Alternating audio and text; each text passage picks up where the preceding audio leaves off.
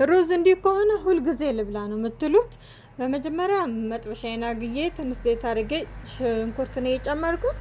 ሽንኩርቴን በዚህ መልኩ በደንብ ከጠበስኩኝ በኋላ ካሮት በቀጫጭኑ የተከተፈ እሱን ተጠቅሜያለሁ።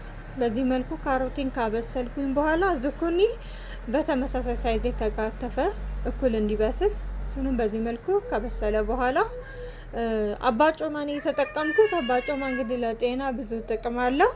እኔ ማታ ላይ ዘፍዝፌው ጠዋት ላይ ነው ቀቅዬ እንደዚህ የተጠቀምኩት ማለት ነው።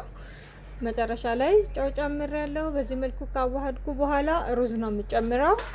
ሩዛችንን ከጨመርን በኋላ እንግዲህ በደንብ እንለባልቀዋለን። ልጆች ቢመገቡት በጣም ይመረጣል እና በጣም ከለርፉል ነው። ምግብ የሚያስቸግሯችሁ ከሆነ በእንደዚህ አይነት ስታይል ደግሞ ሞክሯቸው። በመጨረሻ እንግዲህ ሰርቭ ነው ማረገው። በስመአብ ሽታው ቤቱን ይዞታል። በጣም ነው የሚያምረው እና ቴስቱ በስመአብ አትጠይቁኝ፣ ሰርታችሁ ቅመሱት። እዚህ ጋር ይኸው ቤቢ እንደምታዩት አቅምሽኝ እያለ ነው። በጣም ነው የሚጣፍጠው። ጋብዣችኋለሁ። ባይ